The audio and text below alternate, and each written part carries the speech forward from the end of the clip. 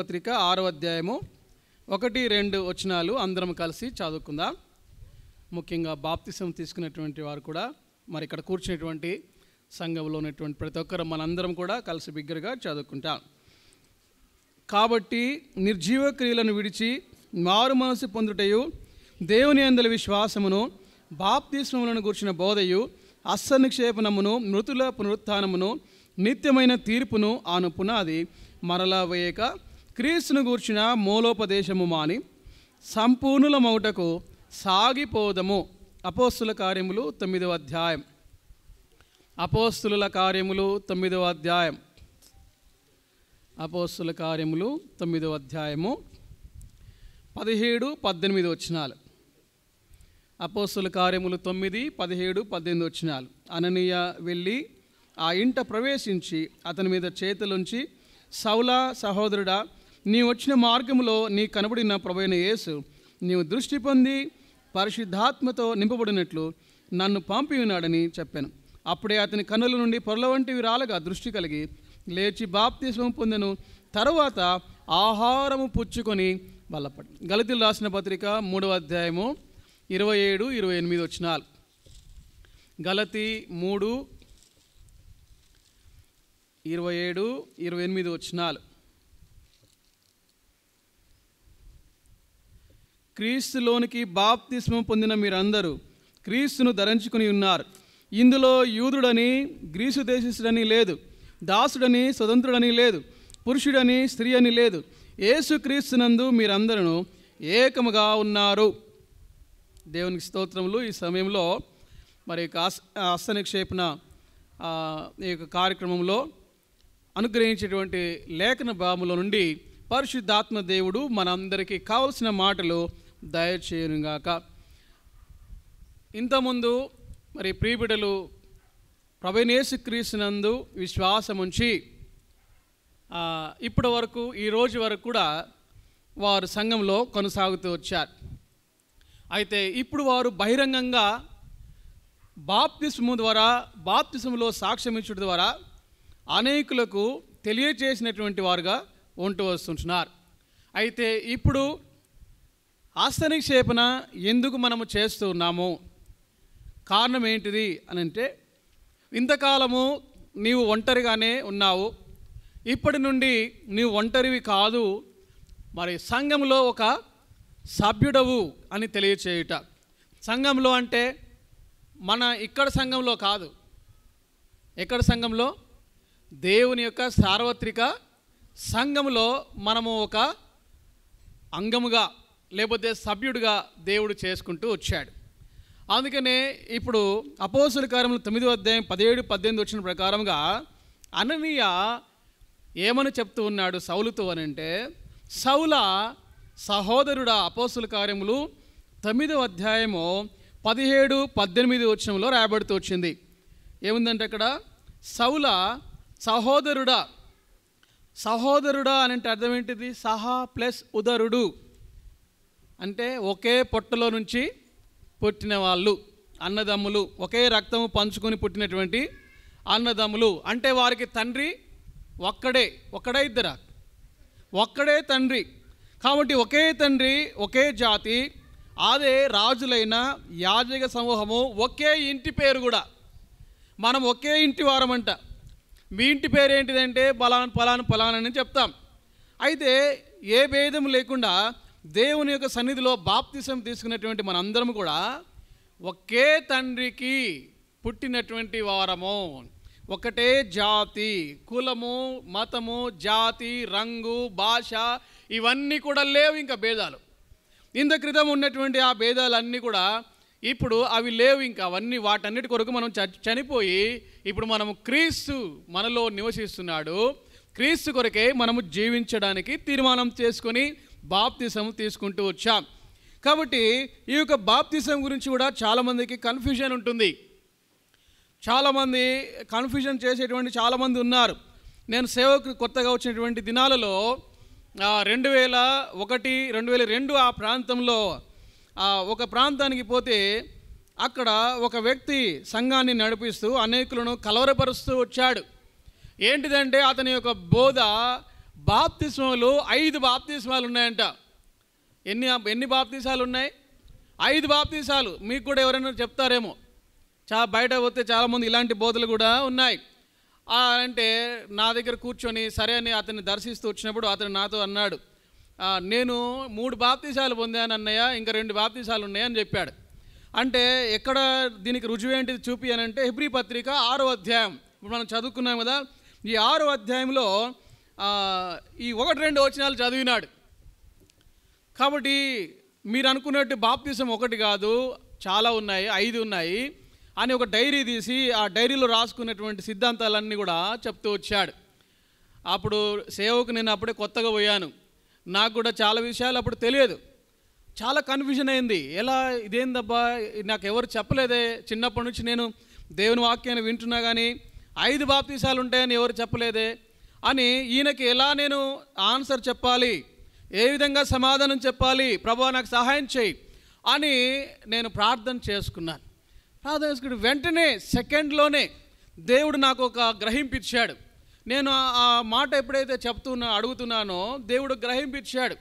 ఏమని గ్రహింపించాడంటే, నీకు ఏదైతే వాక్యం చూపించాడో ఆ వాక్యమే మళ్ళీ చూపియాను కానీ నాకు గ్రహింపించాడు.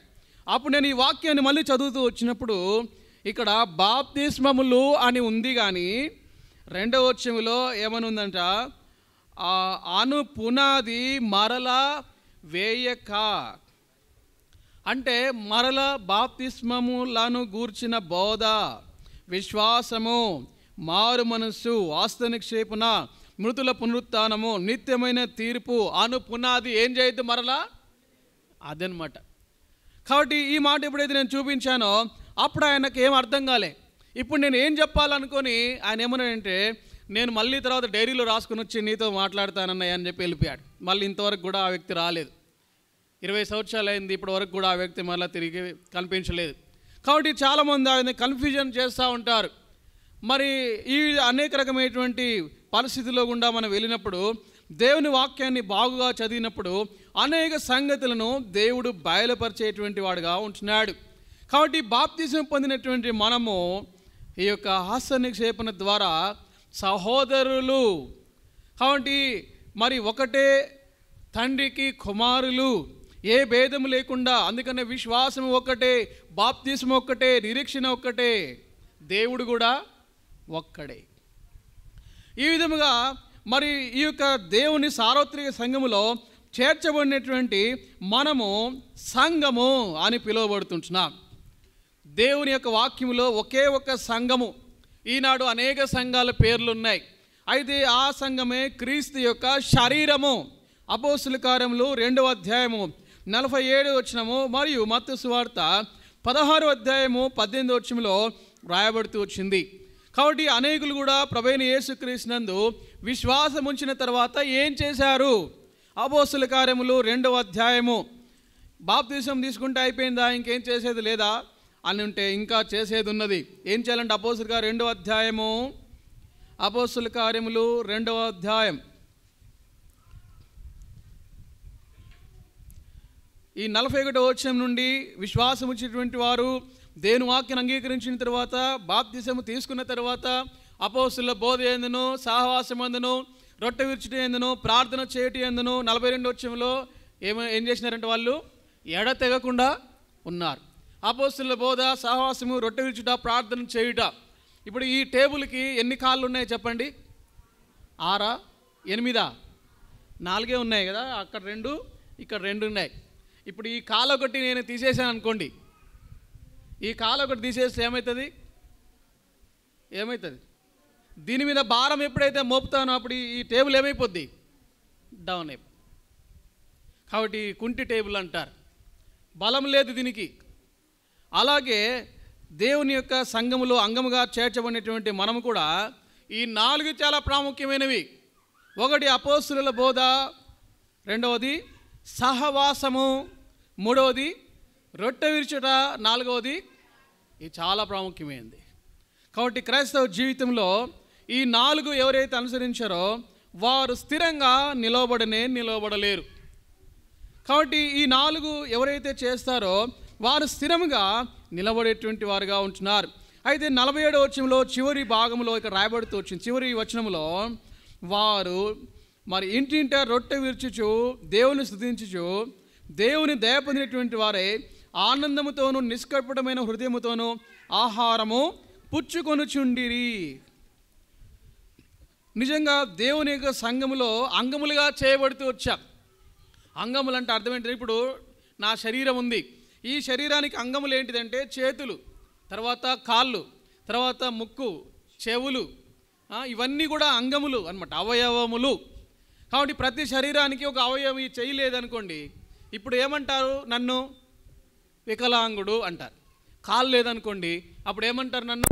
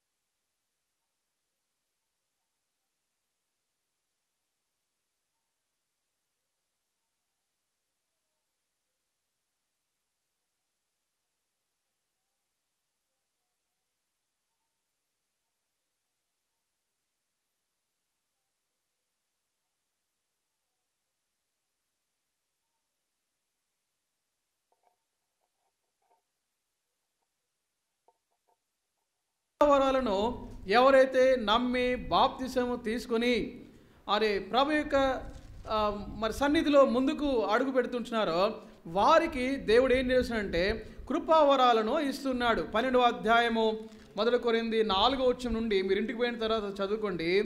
నానా విధములైనటువంటి ఈ యొక్క కృపావరాలు అనుగ్రహిస్తూ వస్తుంటున్నాడు.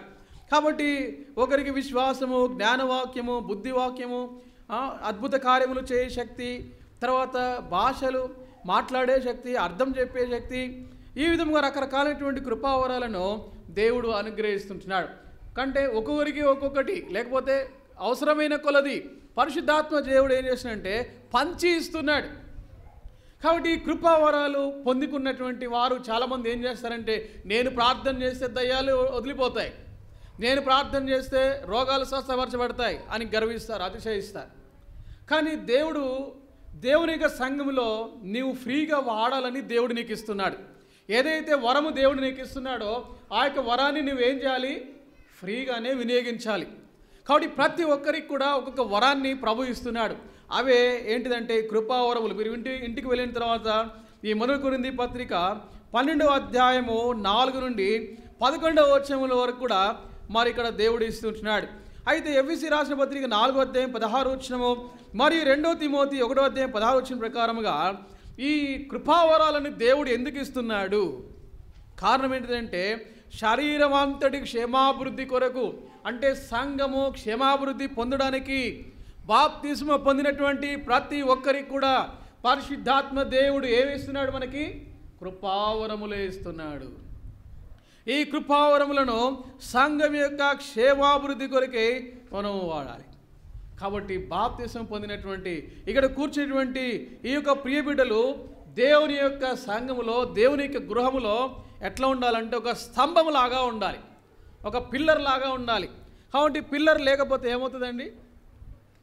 పిల్లర్ కూలిపోయింది అనుకోండి, అప్పుడు ఏమవుతుందంటే పట్టు అనేది ఉండదు, నిలబడడానికి ఆస్కారం లేదు.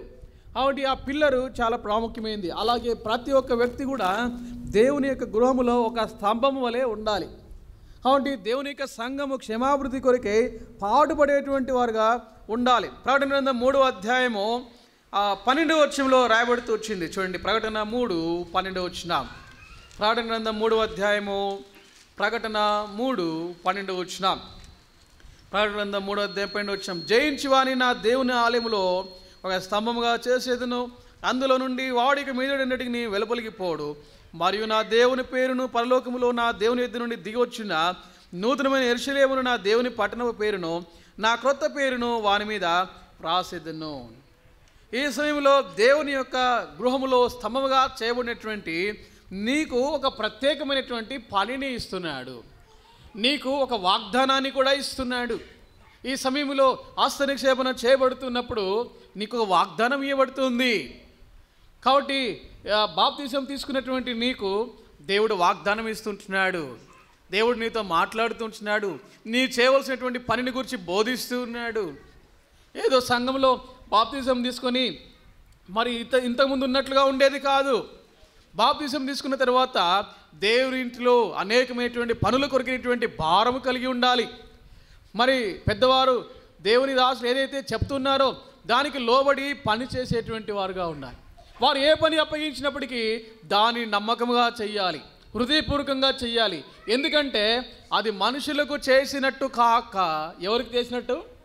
దేవునికి చేసినట్టు చేయాలి. కాబట్టి దేవుని ఇంట్లో ప్రతి పని కూడా మనుషుల కొరకు చేసినట్టు చేయొద్దు, ఎవరో చూడాలని చేయొద్దు. మనం చేసే ప్రతి పని కూడా దేవుడు చూస్తున్నాడు, నేను దేవుని కొరకే చేస్తున్నాను అని ఆ విధంగా మనం చేసినప్పుడు దేవుడు మనకు తప్పకుండా ప్రతిఫలాన్ని ఇచ్చేటువంటి వాడుగా ఉంటున్నాడు. కాబట్టి వీరి మీద ఒక బాధ్యత, బరువు దేవుడు పెడుతున్నాడు. కాబట్టి ఇప్పటి నుండి నీవు దేవుని ఇంట్లో పని చెయ్యాలి. ఏదైతే పని ఉన్నదో అడిగి తెలుసుకొని దాన్ని నువ్వు సంపూర్తి చేయడానికి ఇష్టపడాలి. కాబట్టి ఆ విధంగా దేవుని వాక్యమునకు లోబడుచు అనేక కార్యక్రమాల్లో పాల్గొనొచ్చు, వార కార్యక్రమంలో కూడా పాల్గొనొచ్చు. దేవుని ఇంటి కొరకే భారము కలిగి పట్టుదల కలిగి మరి ఆ విధముగా ఏదైతే నీకు దేవుడు అప్పగించాడో దానిని నీవు శ్రద్ధగా చేయవలసినటువంటి వారుగా ఉంటున్నారు. ఆ విధంగా ఎప్పుడైతే మనం చేస్తామో దేవుడు మనకు తప్పకుండా బహుమానము, ప్రతిఫలము అనుగ్రహిస్తూ వస్తుంటున్నాడు. అందుకనే దేవుని యొక్క సంఘము అనేటువంటి ఆ యొక్క శరీరంలో మనందరం కూడా అవయవములుగా మనం చేయబడుతూ వచ్చాం. ఈ సమయంలో ఇంకా ఎవరైనా ప్రభువైన యేసుక్రీస్తునందు విశ్వాసం ఉంచకుండా ఉన్నట్లయితే ఈ యొక్క ప్రత్యేకమైనటువంటి కూడిక ద్వారా దేవుడు నీతో మాట్లాడుతుంటున్నాడు. దేవుడు నిన్ను దర్శిస్తున్నాడు. నా ప్రియ బిడ్డ, ఇంకా ఎంతకాలము నీవు నా యందు విశ్వాసం ఉంచకుండా వాయిదాలు వేస్తావు? ఎంతకాలము తీర్మానం లేకుండా జీవిస్తావు? ఎంతకాలం ఊరికనే వచ్చి ఊరికనే వెళ్ళిపోతావు? కాబట్టి ఈ సమయంలో నా యందు విశ్వాసం ఉంచని ప్రభువైన యేసుక్రీస్తు వారు మాట్లాడుతుంటున్నాడు. ఆయన నీ కొరకే సిలువలో తన ప్రాణాన్ని అర్పించిన విషయాన్ని జ్ఞాపకం చేస్తున్నాడు. ఆయన మరణించి సమాధించబడి తిరిగి 3వ దినం మృత్యుంజయుడిగా లేచేటువంటి విషయాన్ని జ్ఞాపకం చేస్తున్నాడు. ఈ విషయాలన్నీ ఎన్నిసార్లు విన్నావో? ఆయన యొక్క రక్తము తాజాగా ఇప్పటికి కూడా నేను క్షమించడానికి, నీ యొక్క పాపములను కడగడానికి సిద్ధముగా ఉంటుండగా, దేవుని యొక్క ప్రేమ నిన్ను బలవంతము చేస్తుంటుండగా, ఇదిగో ప్రభువా నా హృదయాన్ని నీకు ఇస్తూ ఉంటున్నారు అని నీవు అడిగినట్లయితే, నీ హృదయాన్ని ప్రభుకి ఇచ్చినట్లయితే ప్రభు తప్పకుండా నీకు సహాయపడగలడు. ఇంతకాలం ఎందుకు రాలేదు నా బిడ్డ అని నేను తోసివేయడు. ఎంతకాలం నేను ఎన్నోసార్లు దర్శించాను, ఇంకా నాకు వద్దుపో అని చెప్పడు. ఎందుకంటే నా ఎద్దుకు వచ్చే వాళ్ళు నేను ఎంత మాత్రమును బయటికి త్రోసివేయనని చెప్పినటువంటి దేవుడు, ప్రేమ కలిగినటువంటి రక్షకుడు తన హస్తములు నీ వైపు చాపి పిలుస్తూ వస్తున్నాడు. ప్రేమైన సహోదరుడా సహోదరి, ఈ సమయంలో చిన్న తీర్మానం ద్వారా నీ జీవితంలో గొప్ప మార్పును దేవుడు కలిగిస్తాడు. ఒకవేళ వాయిదాలు వేసుకున్నా కొలది నీ జీవితంలో ఎంతో నష్టపోయేది నువ్వు చూస్తావు. నా జీవితంలో కూడా నేను ఆ విధంగా నష్టపోతూ వచ్చాను. ఎన్నోసార్లు వాయిదాలు వేసుకుంటూ వచ్చాను. దేవుని వాక్యాన్ని ధిక్కరిస్తూ వచ్చాను. దేవుని వాక్యానికి లోబడకుండా ఉంటూ వచ్చాను. తద్వారా ఎన్నో విధాలుగా నేను నష్టపోతూ వచ్చాను. కాబట్టి ప్రేమైన సహోదర సహోదరి, ఆ విధమైనటువంటి నష్టములు గుండా వెళ్లకుండా ఉండు నిమిత్తమై యవన కాలంలోనే నీ హృదయాన్ని ప్రభువుకు అర్పించడం కొరకే ఈ సమయంలో నీకు పిలుపునిస్తూ వస్తుంటున్నాడు. వయసు చూడట్లేదు, భాష, రంగు, భేదం ఏది కూడా నీకు చూడట్లేడు. కానీ దేవుని యొక్క ప్రేమ అందరికీ సమానంగా బలవంతం చేస్తుంది. కాబట్టి నేను ఇంత వయసులో ఉన్నాను కదా, నేను ఎలా రక్షించబడ్డానని సిగ్గుపడాల్సిన అవసరం లేదు. లేదు నేను ఇంత చిన్నవాడిని కదా, ఈ చిన్న వయసులోనే ఎందుకు రక్షించబడాలి అని సిగ్గుపడాల్సిన అవసరం లేదు. ఎందుకంటే సాతాను ఏం చేస్తాడంటే, ఇంత చిన్న వయసులో ఎందుకు నువ్వు రక్షించబడేది అంటాడు.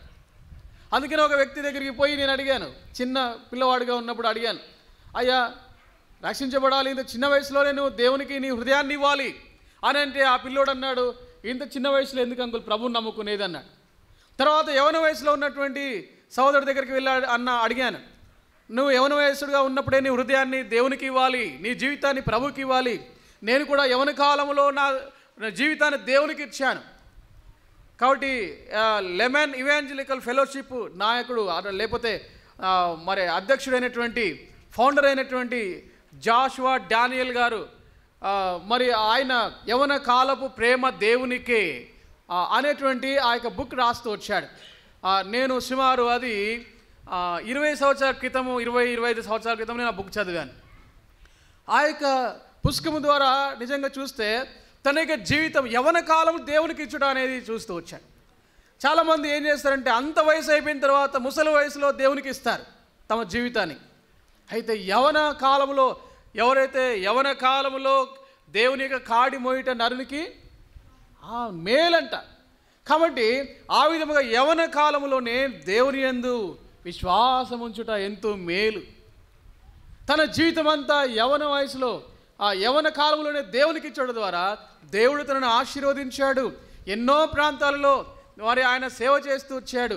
ఎంతోమంది రక్షించబడుతూ వచ్చారు. ముదిమి వచ్చే వరకు దేవుడు ఆయనను ఎత్తుకొని నడిపిస్తూ వచ్చాడు.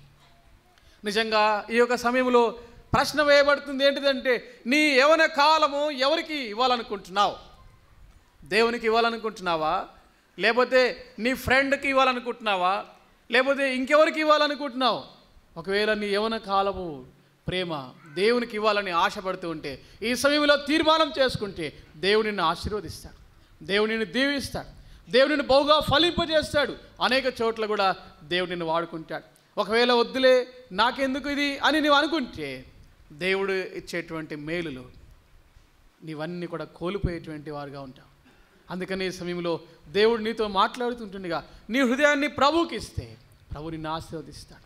కాబట్టి ఇక్కడ కూర్చున్నటువంటి ప్రియబిడ్డలకు నేను జ్ఞాపకం చేసేది ఏంటంటే, నీ మీద చేతులుంచి, సంఘం అంతా కూడా చేతులు ఉంచాలి, కానీ అందరూ ఉంచలేరు. కాబట్టి కొంతమంది బాధ్యత కలిగినటువంటి వారు నీ మీద చేతులు ఉంచి, సహోదరుడా ఇప్పటి నుండి నీవు మాలో ఒక సభ్యుడు, మాతో దేవుని యొక్క సంఘం అనేటువంటి శరీరంలో నీవు ఒక అవయవాన్ని, నీవు ఒంటరివి కాదు, మేమందరం కూడా నీతో ఉన్నాం, మా అందరితో నువ్వు సమానం, చిన్న పెద్ద అనేది లేదు, అందరు నువ్వు కూడా ఒక సభ్యుడివే, నువ్వు మా అందరితో సమానం అని చేర్చుకొనుట కొరకే చేతులుంచి ప్రార్థన చేయబోతున్నారు. అందుకని చేతులుంచే సహోదరులు కూడా అదేవిధంగా ప్రార్థన చేయాలి. దీర్ఘంగా చేయొద్దు, క్లుప్తంగా చేయాలి. ప్రభా, ఈ వ్యక్తిని రక్షించావు, నీకు వందనాలు. ఈ వ్యక్తి బాప్తిసంలో సాక్ష్యం ఉండడానికి సహాయపడ్డావు, నీకు వందనాలు. కాబట్టి ఈ బిడ్డ నీకు నమ్మకంగా మరి ఉండడానికి తన యొక్క మరి జీవితకాలం అంతట్లో కూడా నీకు ప్రథమ స్థానం ఇచ్చి జీవించడానికి ఆ వాగ్దానం చూపించి, ఆ వాగ్దానం ప్రకారముగా ఈ బిడ్డకు సహాయం చేయండి ప్రభా అని చెప్పి ఆ విధంగా ప్రార్థన చేసి తన మీద చేతులుంచి ప్రార్థన చేయవలసిన వారుగా పెద్దలు ఉంటున్నారు. కాబట్టి ఆ విధంగా ఈ సమయంలో మరి హస్త నిక్షేపణ కార్యక్రమం కొరకే మనం ముందుకు కొనసాగుతుంటున్నాం. కాబట్టి మీరందరూ కూడా ఏం చేయాలంటే హస్త నిక్షేపణ ప్రార్థన చేసేటప్పుడు మీరందరూ మాట్లాడకూడదు. మీరు కూడా ఎక్కడ కూర్చునే వాళ్ళు అక్కడ కూర్చొని ప్రార్థనలో ఉండాలి. కళ్ళు మూసుకొని ప్రార్థనలో ఉండి బిడ్డల కొరకే మీరు ప్రార్థించవలసిన వారుగా ఉంటున్నారు. వారికి ఒక వాగ్దానం ఇవ్వబడుతుంది. ప్రభుచిత్తం అయితే ఒకవేళ వారి పేరు కూడా మార్చబడుతుంది. ఆ విషయాన్ని తర్వాత మీకు తెలియజేస్తారు. కాబట్టి మీరు దయచేసి ప్రార్థనలో కొనసాగవలసిందిగా మనవి చేస్తుంటున్నాం. ఒక చిన్న ప్రార్థన చేసుకుందాం. ప్రియమైన తండ్రి, స్తోత్రాలు వందనాలు చెల్లిస్తుంటున్నాం ప్రభా. ఏ సమయంలో బాప్తిసంలో సాక్ష్యం ఇచ్చినటువంటి ప్రియ బిడ్డల కొరకే వందనాలు. మరి హస్తక్షేపణ కొరకే ప్రభా, మరి మీరు అనుగ్రహించిన వాక్యం కొరకే వందనాలు ప్రభా. ఈ యొక్క కార్యక్రమంలో కూడా మీరే సహాయం చేయండి. ప్రార్థన సమయం ఎంతో దేవునికరంగా ఉంచవలసిందిగా ప్రార్థిస్తూ వందనాలు స్తోత్రాలు చెల్లిస్తూ యేసే ఘనమైన నామములో స్తుతించి ప్రార్థించి వేడుకొనుచున్నాము తండ్రి.